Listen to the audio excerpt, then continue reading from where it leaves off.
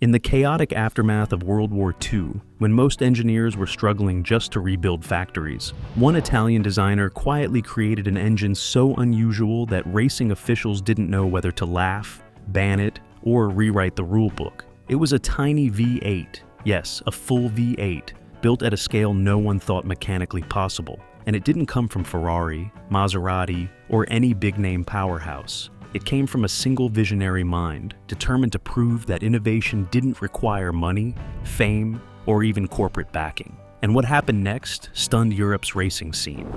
The myth of the miniature V8.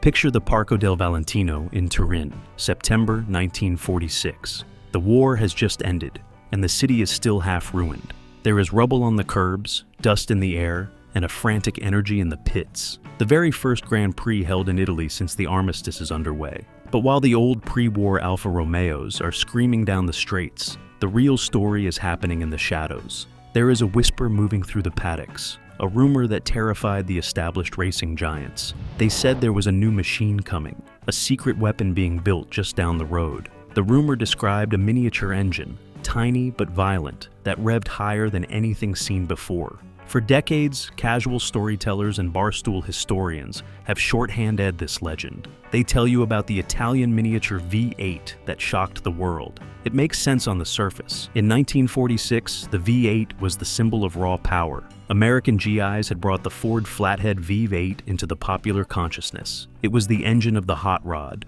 the engine of the future. So, when people heard about a high-power, multi-cylinder engine, they naturally assumed it was a V8. That is the safe assumption. But safe assumptions don't win Grand Prix races, and they certainly don't bankrupt companies. If you look at the actual blueprints commissioned in 1946, you won't find a V-block. You will find something that looks like it landed from another planet. The engine that was commissioned was a 1.5-liter comma, twin supercharged flat 12. The distinction is massive. A V8 is 2 banks of 4 cylinders. A flat 12 is 2 banks of 6, laying completely flat, opposing each other.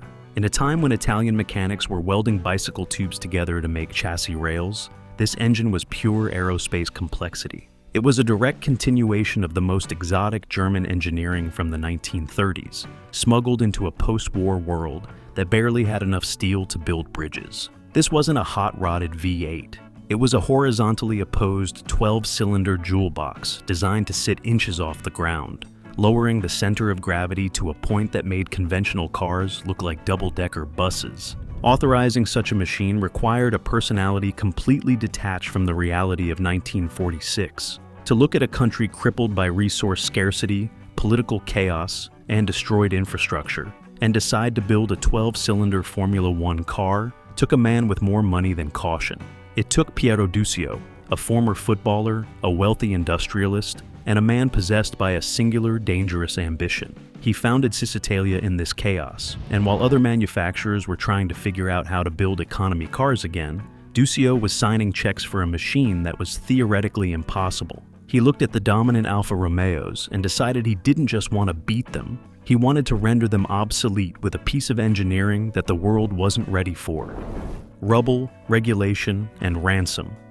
Italy in 1946 was not a place for high ambitions. It was a nation trying to dig itself out from under a mountain of debris. The industrial north, particularly Turin, had been hammered by Allied bombing campaigns. The infrastructure was shattered, railways were broken, the electrical grid was spotty, and raw materials were practically non-existent. Steel was not just a commodity, it was a luxury. In this environment, most industrialists were scrambling just to get their factory roofs patched and old machinery running again to produce scooters or basic transport. The idea of building a precision racing machine in this climate was bordering on delusional. Yet, the regulatory bodies of motorsport wasted no time in trying to restart the circus. In the spring of 1946, the FIA announced the new international formula, which would later become known as Formula One. The rules offered constructors a binary choice. You could build a massive 4.5-liter naturally aspirated engine, or you could build a tiny, complex 1.5-liter engine with a supercharger. This rule set created a distinct engineering divide. The 4.5-liter path was the brute force method, but it required large castings and significant amounts of material. resources that were scarce in post-war Italy. The 1.5-liter path was different. It relied on efficiency, density, and forced induction.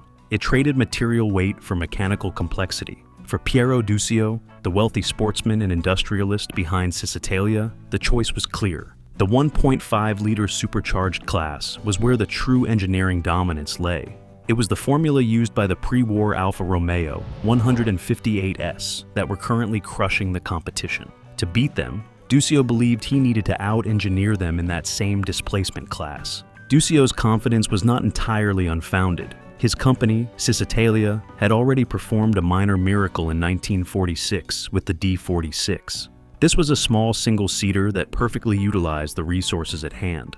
Designed by Dante Giacosa, the man responsible for the Fiat Topolino, the D46 was a masterclass in scavenging. It used a tubular space frame chassis, essentially bicycle technology, and a modified Fiat 1100 engine. It was cheap, light, and effective. With the legendary Tazio Nuvolari behind the wheel, the D46 humiliated more powerful cars in the voiturette class.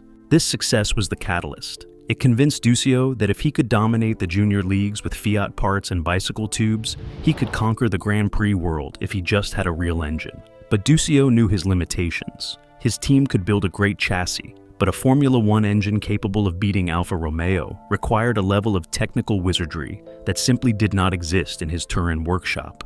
He needed the best minds in the world. He needed Porsche. However, the Porsche Design Bureau was not exactly open for business in the traditional sense. The political fallout of the war had ensnared the family. Ferdinand Porsche, the patriarch of German engineering, along with his son-in-law Anton Piëch, was sitting in a French prison in Dijon. They were being held by French authorities under accusations of war crimes and collaboration regarding the utilization of forced labor at the Peugeot factories during the occupation. They were effectively hostages of the post-war political cleanup. Enter Carlo Abarth. Before he became a legend of Italian tuning, Abarth was the intermediary for the Porsche family in Italy. He brokered a deal that remains one of the most bizarre in automotive history. Piero Duccio would commission a Grand Prix car from the Porsche firm, now run by Ferdinand's son, Ferrari Porsche, who was operating out of a sawmill in Austria. But the financial structure of the deal was the critical factor. The massive upfront payment provided by Duccio was not primarily for overhead or materials. It was bail money. Duccio sent a fortune to the French authorities to secure the release of Ferdinand Porsche. This transaction fundamentally cursed the project before a single piston was cast. A huge portion of the budget, capital that should have been reserved for the arduous process of research and development, was spent on a legal ransom. Duccio had secured the services of the greatest engineering firm on earth, but in doing so, he had drained his company's liquidity. He handed Ferrari Porsche a brief to build the most advanced car of all time, a machine with no technical compromises, effectively giving him a blank check. The tragedy was that the bank account backing that check was already running on fumes. Anatomy of a mechanical monster. This is where the legend of the miniature V8 falls apart, and the reality of something much more terrifying takes over. When you look at the specifications of the Type 360 engine, you are looking at a machine that shouldn't exist in 1946. It is a 1.5-liter engine. Today, that is the displacement of a modest economy car. But instead of 4 cylinders, Porsche divided that tiny volume into 12. That means each cylinder displaced just under 125 cc. Imagine 12 tiny scooter engines, synced in perfect harmony, screaming at a pitch that could shatter glass. This was a flat 12 boxer configuration. By laying the cylinders out horizontally, opposed to each other, the engineers achieved perfect primary and secondary balance. More importantly, it allowed the engine to be flat. While the competitors were running tall inline 8s or V12s that sat high in the chassis, the Cisitalia engine carried its weight inches from the asphalt. Inside the block, the geometry was aggressive. It featured an over-square design with a 56mm bore and a tiny 50.5mm stroke. This short stroke meant the pistons didn't have to travel far, allowing them to move at blinding speeds without tearing the connecting rods apart.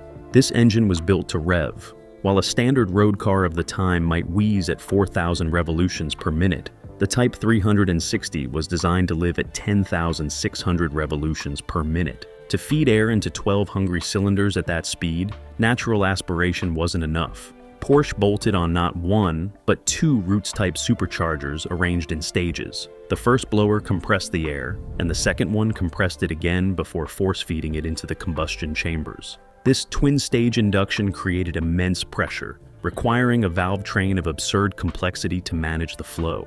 The engine utilized 4 overhead camshafts driving 48 valves, 4 for every tiny cylinder. The result of this mechanical density was a power output that borders on fiction. Conservative estimates put it at 300 horsepower, but the design calculations targeted a peak of 385 horsepower. That is a specific output of over 250 horsepower per liter. To put that in perspective, the dominant Alfa Romeo 158, the car that would win the very first Formula One World Championship, was an inline 8 producing significantly less power per liter in its early post-war guise. But this sophistication was a double-edged sword. Every single component was a prototype.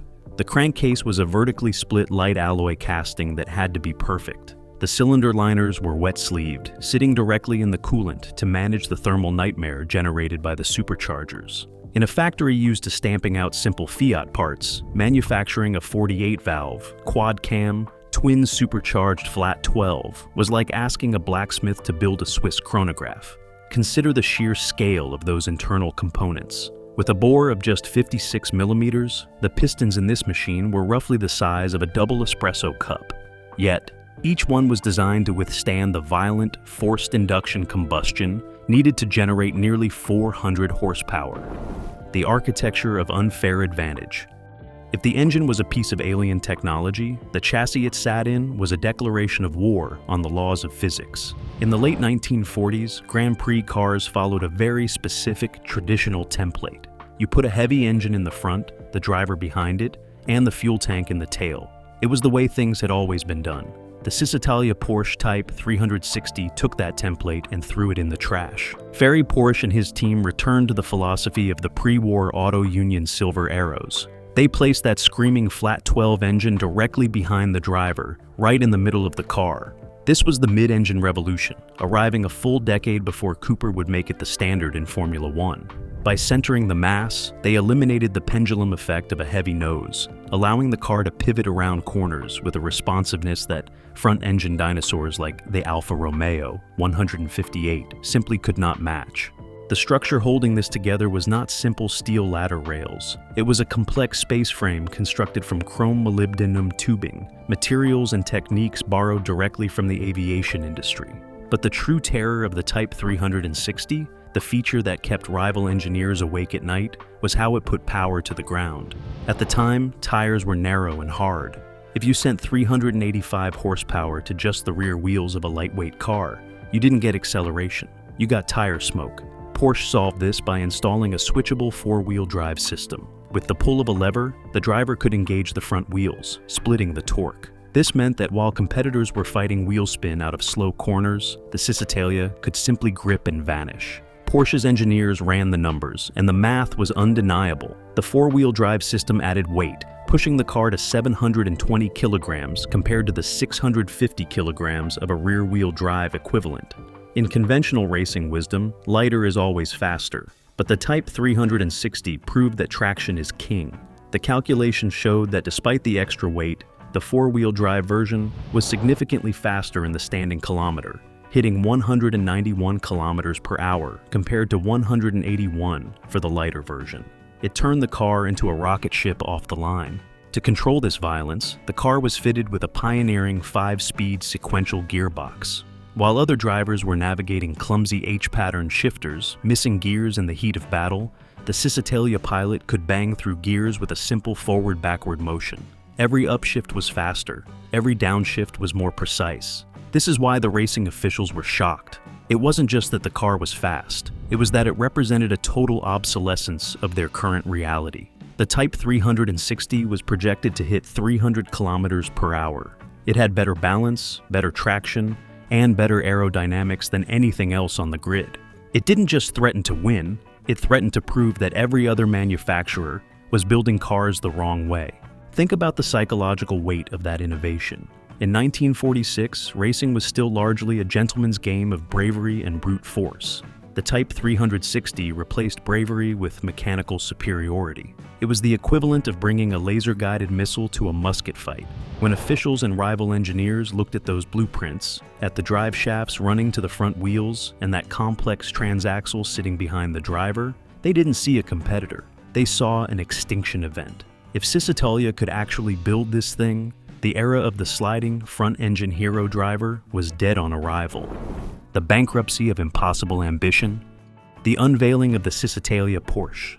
Type 360 at the 1949 Turin Motor Show should have been a coronation.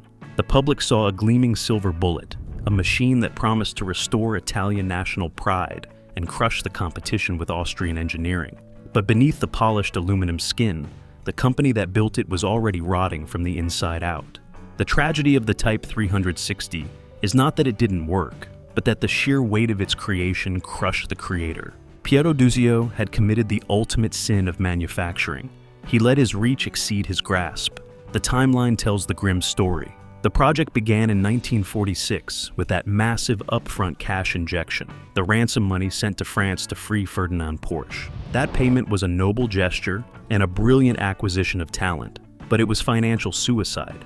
It stripped Cisitalia of the liquid capital it needed to survive the inevitable hiccups of research and development. And there were hiccups. Building a prototype is one thing, preparing for a racing season is another. The industrial reality of producing those complex light alloy crankcases, the four-wheel drive differentials, and the sequential gearboxes was simply too much for a small firm in a recovering city. Every delay burned cash. Every shattered prototype part required money to redesign. By January 1949, before the public had fully grasped what the car was, Cisitalia was effectively bankrupt. Workers were going unpaid. Suppliers were cutting off credit. The dream of a 12-cylinder revolution had collided with the hard math of a balance sheet. In the wreckage of the liquidation, vultures and visionaries picked through the pieces. Carlo Abarth, the man who had brokered the deal with Porsche in the first place, saw an opportunity. As payment for his services and debts owed, he took several Cisitalia, chassis, and parts. He used these scraps to found his own company, Abarth & C, which would go on to become a legend of the Scorpion badge. But for Duzio, the loss was total. He had lost his company, his fortune, and his control over the greatest car ever designed. Then, the universe played its final, cruelest joke. Just as the technical hurdles of the Type 360 were being understood, the rulebook was rewritten. The FIA, the governing body of motorsport, looked at the trajectory of the 1.5-liter supercharged engines. They saw the spiraling costs, the exotic materials, and the terrifying speeds that cars like the Type 360 were projecting. They realized that if this technology was allowed to mature, the sport would become unsustainable for anyone but the wealthiest manufacturers. So they killed it. The FIA announced that for the 1952 season, the regulations would change drastically. They effectively banned forced induction, shifting the championship to Formula 2 rules for a period, favoring naturally aspirated engines. In an instant, the Type 360 was rendered obsolete. Its heart, that twin-supercharged 385-horsepower jewel, was illegal. The car had been designed to dominate a specific set of rules, and those rules were deleted before the car ever sat on a starting grid. It was a master key for a lock that had been changed. Defeated and drowning in debt, Piero Duzio did what many desperate men of the era did. He fled to Argentina. He resigned his presidency of the Juventus Football Club and crossed the Atlantic, taking the Type 360 with him, like a deposed king carrying the crown jewels into exile. In South America, he tried to restart. He established a new company, Autoar Automotores Argentinos, and attempted to repurpose the Grand Prix car. The machine that was built to conquer Monaco and Monza was reduced to a local curiosity.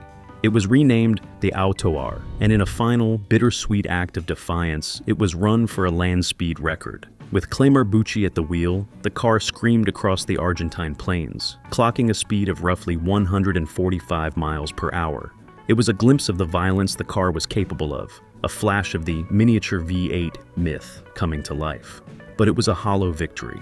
A car designed for the complexity of a Grand Prix circuit with four-wheel drive and perfect balance was wasted driving in a straight line. It remains one of history's great what-ifs, a technological marvel that was too expensive to build and too fast for the rulebook to allow.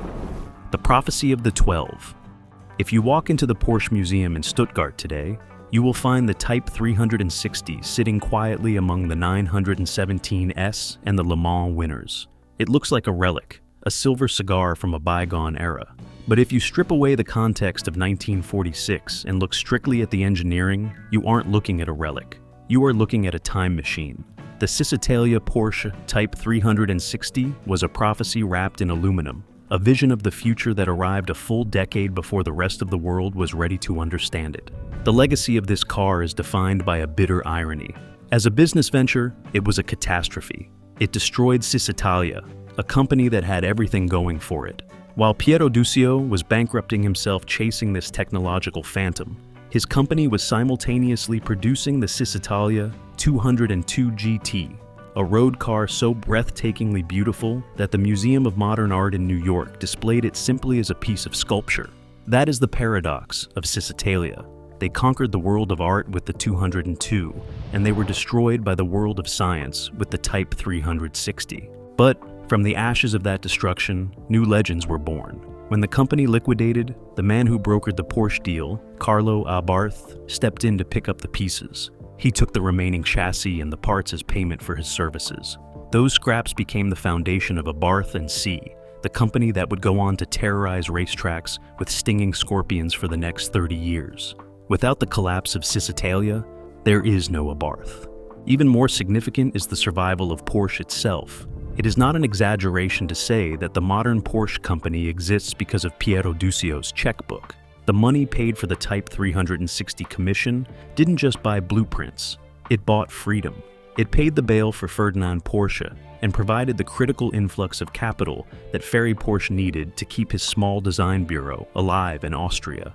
That money allowed them to develop the 356, the car that started the Porsche dynasty. The Type 360 was the sacrificial lamb that allowed the 911 to eventually exist. Technically, the Type 360 was vindicated by history. In the late 1950s, John Cooper proved to the world that mid-engine cars were superior, finally ending the era of the front-engine roadsters. The Type 360 had that layout in 1946. In the 1960s, Formula One engineers began experimenting with four-wheel drive to harness the increasing power of engines, realizing exactly what Porsche had realized 20 years prior. The sequential gearbox, the exotic materials, the focus on aerodynamics, every radical idea in the Type 360 became a standard pillar of modern motorsport. The car was not wrong, the calendar was. So, when you hear the old story about the Italian miniature V8 that shocked the racing officials, correct the record. It wasn't a V8, it was something far more ambitious. It was a 1.5-liter comma, twin supercharged, flat 12 monument to human ambition. It was a machine built by a man who refused to accept the limitations of his time, commissioned from engineers who refused to accept the limitations of physics. It never won a Grand Prix. It never heard the roar of a capacity crowd at Monza, but it stands today as the silent godfather of the modern race car. It was the impossible engine that proved, quite expensively, that the future cannot be rushed.